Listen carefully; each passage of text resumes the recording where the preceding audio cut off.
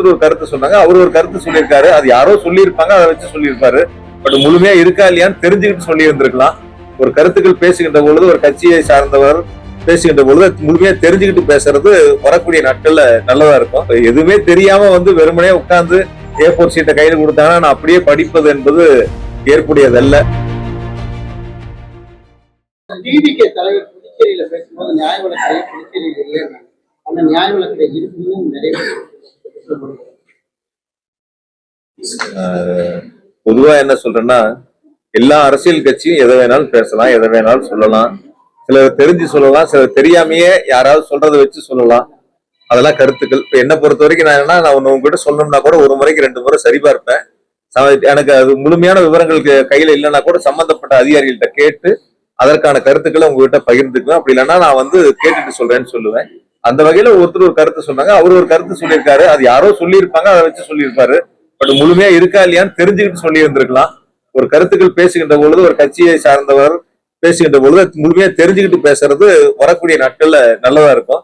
அதுதான் மக்களும் எதிர்பார்ப்பாங்க. அப்ப எதுவுமே தெரியாம வெறுமனே உட்கார்ந்து A4 சீட்டை கையில் கொடுத்தாங்கன்னா நான் அப்படியே படிப்பது என்பது ஏற்புடையதல்ல. அது ஒவ்வொரு கட்சியும் அவங்களுடைய இருக்கிற சூழல் நீங்க புரிஞ்சுக்குவீங்க, மக்களும் புரிஞ்சுக்குவாங்க.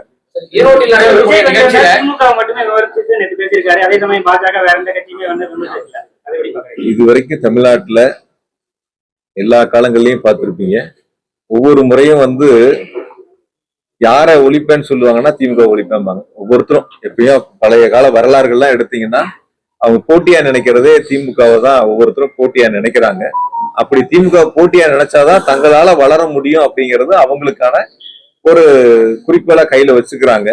அந்த அடிப்படையில கூட சில பேர் அது மாதிரி முன்னெடுப்பதற்கான நிலைகள் இருக்கலாம். அதனால ஒருபோதும் யாராலும் எந்த காலத்திலும் திமுகவை அவர்கள் காணுகின்ற கனவை போல வீழ்த்திவிட நினைப்பவர்கள் கண்டிப்பா அவர்கள் தான் வீழ்ந்து போவார்களே தவிர, திமுக என்பது 75 ஆண்டு காலம் மக்களிடத்தில் ஆட்சியாக இருந்து பல்வேறு திட்டங்களை கொண்டு சேர்ந்த இயக்கம். ஆகையால் திராவிட முன்னேற்ற கழகம் என்பதுதான் தொடர்ந்து நம்முடைய முதலமைச்சர்கள் 2வது முறையாக 2026ஆம் ஆண்டு தமிழ்நாட்டுடைய முதலமைச்சராக ஆட்சி பொறுப்பை ஏற்பார்கள். அதில் எந்த விதமான மாற்று கருத்தும் இல்லை. கோவையை பொறுத்தவரை முதலமைச்சருடைய சாதனை திட்டங்களை சொல்லி மக்களிடத்தில் வாக்குகளை பெற்று அதிகமான தொகுதிகளில் கோவை மாவட்டத்தில் திமுக தலைமையிலான கூட்டணி மகத்தான போதுமா. வேற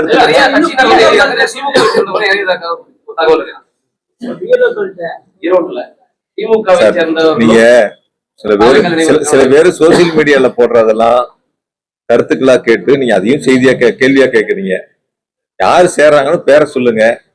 சும்மா வெறுமனே ஒரு கார்டை போட்டு சோசியல் மீடியால அதையும் ஒரு கேள்வியா எடுத்து நிறைய உங்களுக்கும் வேலை இருக்கு, நமக்கும் வேலை இருக்கு. அவர்லாம் போய் இன்னைக்கு பேஜ் ஃபுல் பண்ணோம், அவர் கொடுத்துக்கிற பக்கத்தை பூர்த்தி பண்ணி நைட்டுக்குள்ள அடிச்சாதான் காலையில பிரிண்ட் ஆகி வெளியில வரும். உண்டு இல்லை என்ன, அதுக்குன்னு ஒரு டைம் இருக்கு. அதனால கூட்டம் முடியட்டும், பார்ப்போம் என்ன நடக்குதுன்னு பார்ப்போம். ஒருத்தர் நீங்களும் இங்கதான் இருக்கீங்க, நானும் இங்கதான் இருக்கேன், நிர்வாகிகள் எல்லாரும் இங்கதான் இருக்க போறோம். கூட்டம் முடியட்டும், என்ன நடக்குதுன்னு பார்ப்போம்.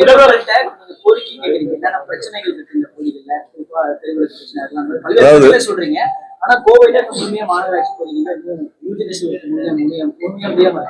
சாலைகள் ரொம்ப இடங்கள்ல போடாம இதை எப்படி கணக்கு வச்சுக்கீங்கன்னா முன்னாள் அமைச்சரா இருந்து ஒரு பொறுப்பாளர் பல விஷயங்கள் இந்த கோரிக்கை வைக்கிற கூட ஆள் இல்லாம இல்லை.